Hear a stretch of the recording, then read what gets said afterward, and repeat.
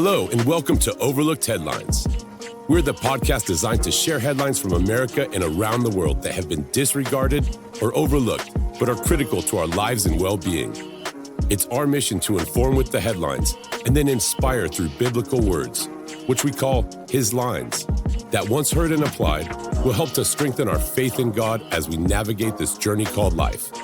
Now, here's the host of Overlooked Headlines, Jeff Bass. Welcome again to another episode of Overlooked Headlines. I'm Jeff Bass. Here's our headline breakdown. Leaked recording from Amazon Cloud CEO says coders will soon be replaced with AI. America is losing the food security war with China, and our top headline, how soon before you will need a digital ID. And we close, of course, with His lines. Here's our first headline. Leaked recording from Amazon Cloud CEO says coders will soon be replaced with AI. Coders and other technicians have been worried that AI would uproot their job security and will be replaced soon. These worries were recently confirmed yet again after a recording of Amazon's Cloud CEO was leaked, who admits that coders will be out of a job because AI will replace them. Business Insider obtained an audio recording of the new Amazon Web Services CEO Matt Garman, where he said in June that coders would be displaced by AI. Also, he said, quote, if you go forward 24 months from now or some amount of time, I can't exactly predict where it is. It's possible that most developers are not coding. Now, coding is just kind of like the language that we talk to computers. It's not necessarily the skill in and of itself. The skill in and of itself is like, how do I innovate? How do I go build something that's interesting for my end users to use? It just means that each of us has to get more in tune with what our customers need and what the actual end thing is that we're going to try to go build. Because that's going to be more and more of what the work is, as opposed to sitting down and actually writing code, he said. An AWS spokesperson, Aisha Johnson, told BI that Garmin's comments conveyed opportunities for developers to accomplish more than they do today with new AI tools. Also, she added that there was no indication he expected a decline in the role of developers. Matt, however, articulated a vision for how AWS will continue to remove undifferentiated heavy lifting from the developer experience so that builders can focus more of their skills and energy on the most innovative work. Entrepreneurs stated that AWS currently has about 130,000 employees, having laid off several hundred people in April in its sales, marketing, and global services divisions. Marco Argenti, the CIO of Goldman Sachs, provided an identical sentiment in April, who said technical skills by themselves are not enough to handle AI. He encourages future engineers to study philosophy along with engineering. He said, philosophy would give engineers the reasoning abilities and mental framework to keep up with AI, detect hallucinations, and challenge its output, according to Argenti, the business paper went on to say. Thoughts regarding this article. Pretty much all corporate and white-collar jobs are on the chopping block because of AI. The following: coding, graphic design, marketing, communications, etc., are the first immediate positions on the chopping blocks and are just one of the first major fatalities, a part of the so-called fourth industrial revolution. Elon Musk has said that work will basically become obsolete and seen as some kind of hobby in the years to come because of AI. Also, groups such as the World Economic Forum, known as the WEF, have predicted that roughly 83 million jobs will disappear by 2027 because of AI. I share this with you all because if you know about a problem or situation in advance, guess what? You'll be able to deal with it when you need to. Here at Overlooked Headlines, we want you to leave a comment and let us know how many of you are thinking about starting a part-time business or changing career paths. We want to know. Our second headline: America is losing the food security war with China. The United States government and the Chinese Communist Party see national security in two very different ways. That's right. And that includes food security. Historically, the CCP has been known to weaponize its food supply, which it has done against millions of its own citizens, resulting in mass starvation and suffering. But today, it appears the communist government is stockpiling food, indeed, making it a major national security priority for its people. Why? Well, Tommy Waller, president and CEO of the Washington, D.C. based think tank, the Center for Security Policy, says most Americans don't understand that food security is national security, and that currently the safety of American citizens is indeed being jeopardized by the U.S. government. The retired Marine Corps Lieutenant Colonel, in an interview with WND, explained that at the federal level, our nation has catastrophically failed to prioritize food security, while all of our adversaries, both hostile nations and globalists, have had their crosshairs on food for quite a while. For example, Waller said, in stark contrast to having no problem starving its own people, the Chinese government has an entire agency called the National Food and Strategic Reserves Administration. It is largely responsible for laws and regulations that oversee grain and material reserves of the East Asian country. In statistics often touted by members of the Chinese regime, Waller said, China's grain inventories are so abundant that the stock-to-use ratio is well above the international grain security threshold. The U.S. government has not put a major priority on food security or preparedness, Waller warned.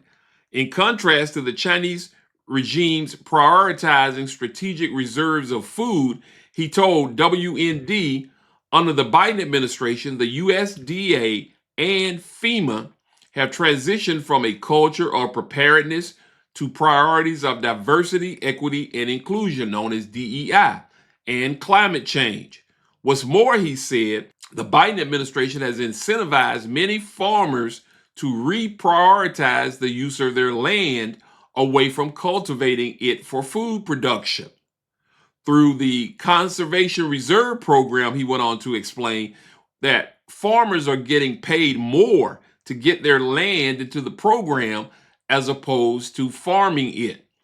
While he conceded there are some benefits to the program, he also pointed out that farmers are producing less food as a result, and this diminishes America's food security. Less than 2% of our population produces food for everybody else in this country, Waller noted. The average American isn't prepared to go without food for any duration, he said. So you can see the importance of keeping our farmers farming. Take away farming, and you take away food, he said starkly, while warning that the average person is extremely unprepared for shortages of food. He went on to say, they just take it for granted. And it's understandable because we've always had it very easy in this country. But a warning about one scenario in which Americans could find themselves hungry right away. That number one scenario is a loss of electricity caused by widespread electric grid blackouts. Waller's interest in food security, he said, steadily grew. That's right, steadily grew due to his work to secure America's electric grid. All of the infrastructure we have is dependent upon electricity, he said. When considering the second and third order effects of electric grid outages, you can see how food becomes a very significant item of importance. Most Americans don't think twice about paying for home insurance, automobile insurance, life insurance, but for whatever reason, he said, they don't think about food insurance. They don't think about stocking up. While the federal government may be failing to stress, he said, the importance of preparedness, Waller attests that food security is the one area where individual people and their communities could actually enhance national security, adding that the lack of preparedness is a fixable problem if we are smart about our policies and more. In a 41-page report, the Center for Security Policy has published recommendations to bolster food security at the federal, state, local, and individual level. With little action at the federal level, he said, it is important for Americans to do what they can at the state and local as well as individual levels. For example, the center, which has a 20-year track record of helping state governments shape policies to bolster national security, is actively supporting numerous lawmakers seeking to outlaw agricultural land from being owned by foreign adversaries. The security-oriented nonprofit also promotes the concept of community-supported agriculture and the importance of citizens purchasing their food from local farmers. By helping sustain their work, Waller told WND, it's going to create more resilience at the community level. Everything the Center for Security Policy does is for the public interest, Waller said. We exist to provide uncompromised analysis, unflinching leadership, and unconventional solutions to keep Americans safer, he explained, adding that there are no corporations behind what we are doing. He shared that CSP can also provide threat briefings at the county level for emergency managers and law enforcement. Ultimately, as Waller explained, food security is national security, and everyone, from citizens to lawmakers, can do their part to increase both. I agree. Stay where you are. I've got more overlooked headlines. Still to come, our top headline. And don't miss his lines, right here on Overlooked Headlines. Now, here's our top headline. How soon before you will need a digital ID to access public services? The Biden administration is drafting an executive order for federal and state governments to speed up the adoption of digital ID, including mobile driver's licenses, and for the development of a uniform government-run online identity system to verify identity and age and access public websites and services. Notice, NOTUS, a nonprofit news outlet, obtained a draft of the executive order, which states, it is the policy of the executive branch to strongly encourage the use of digital identity documents. According to Notice, the executive order could reshape how Americans access government services and potentially behave online. A digital ID system could operate with the use of biometric scans like facial recognition to help better verify identity online. Notice reported, noting the federal government is working with Apple and Google to build systems that would allow Americans to carry identity documents on their smartphones and frictionlessly submit them to both government and private sector websites for verification. Michael Rechtenwald, PhD author of The Great Reset and the Struggle for Liberty, Unraveling the Global Agenda, told the Defender that as defined by the World Economic Forum, digital identity is the sum total of the growing and evolving mass of information about us, our profiles, and the history of our activities online. Rechtenwald said, digital identity is not merely a new, more handy, lightweight digital form of identification. It refers to a collection of data that purportedly defines who we are, including what we do, both online and offline, and not merely to a means by which we can be identified as such. Alexis Hancock, the director of engineering for the Electronic Frontier Foundation, told the Defender that the Biden administration's digital ID would disproportionately target the poor and underprivileged.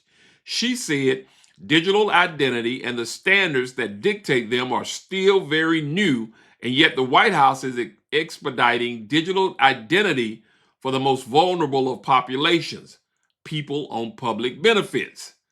Deploying various technologies on this population to access their benefits, such as facial recognition, is not something I'd encourage or advise, she said, especially with facial recognition being fraught with issues of discrimination. Rechtenwald also warned that digital ID can later be expanded to other functions. Even if a digital identity system only serves as identification at first, as the Center for Human Rights and Global Justice notes, digital identities are prone to what's called function creep. That is, they are intended to be used for multiple purposes that are unforeseen when the system is first designed, he said. Tim Hinchcliffe, editor of The Sociable, cited vaccine passports as one such possibility. While the federal government wasn't able to legally mandate vaccination to all U.S. citizens, it went ahead anyway and mandated it to federal employees, and the private sector followed suit also. The same could easily happen with digital identity, Hinchcliffe said. The NOTUS, which is the notice report, comes just days after revelations that the Social Security numbers and other personal information of practically all Americans stored by a private company, National Public Data, was breached in April of this year. Catherine Austin Fitts, the founder and the publisher of the Solari Report and former U.S. Assistant Secretary of Housing and Urban Development, said, rather than apologize or take steps to make sure that our data is secure, the Biden administration is proposing to create even more centrally controlled databases, pushing for a digital ID. According to notice, 13 states have rolled out some kind of mobile driver's license program, and more are working toward implementing a digital ID.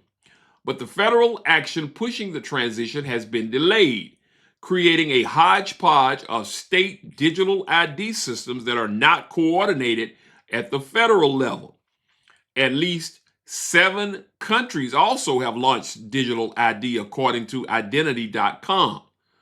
The European Union, known as the EU, has launched its digital ID and wallet earlier this year, and each of the 27 EU member states will offer at least one version of the EU digital identity wallet, which may include driver's licenses, personal health data, travel documents, social security information, personal SIM cards, university diplomas, and also may be connected to one's bank accounts. In Greece, ticketing via the government's digital wallet is required to attend even sporting events. But despite the purported convenience, there are also potential risks. If you lose your laminated driver's license, you can just get a new one, attorney Greg Glaser said. But if you lose your biometric ID, you can't get a new thumb or a new eyeball. So hacks, he says, are permanent. According to notice, fraud involving the lack of a uniform age and identity verification system, including through state driver's licenses that are relatively easy to forge, has cost the U.S. government billions of dollars and is a key driver of the Biden administration's draft executive order. The draft order, if implemented, would ostensibly address a growing problem. The government has lost billions of dollars in fraudulent claims to benefit programs using forged identification cards. Most state driver's license systems do not connect to identity verification services that match faces to IDs. According to the draft executive order, people will not be required to submit to automated facial recognition scans. The executive order also would prohibit the government and contractors from selling biometric data and using that kind of data for anything other than identity verification. Hancock went on to say that while she agrees with the proposal for more account controls for people who are at risk for fraud, like requiring multi-factor authentication and ways to recover their benefits if their credentials are compromised, she, however, questioned whether the White House's proposed executive order would sufficiently address data safety. Some experts argued the reason that the Biden administration wants a digital ID is so that the Federal Reserve and the banking system can move to an all-digital financial control system that will use programmable money, which will permit taxation without representation and negative interest rates. We're going to watch that story for you. Don't move. His lines are coming up. Hey, if you're enjoying this episode, then we'll think you'll love connecting with us on our social media platforms as well, because we post frequent news bites, tips, and alerts to keep you informed and inspired. Now, let's get back to more overlooked headlines with Jeff Bass. Now it's time for His Lines, where we take a closer look at these headlines from a biblical perspective, taken from the Bible, which is God's Word. One of the missing virtues in the world today is integrity. A person of integrity is honest and just in all their dealings. They don't cheat. A person of integrity loves mercy and shows compassion toward others.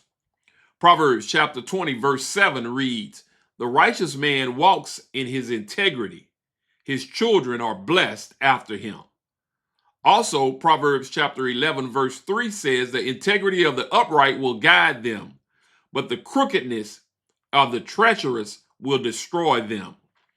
Living with integrity in this world where those who are corrupt seem favored is very, very challenging.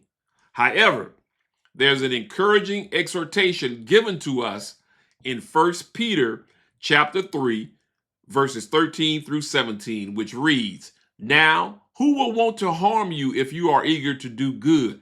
But even if you suffer for doing what is right, God will reward you for it. So don't worry or be afraid of their threats.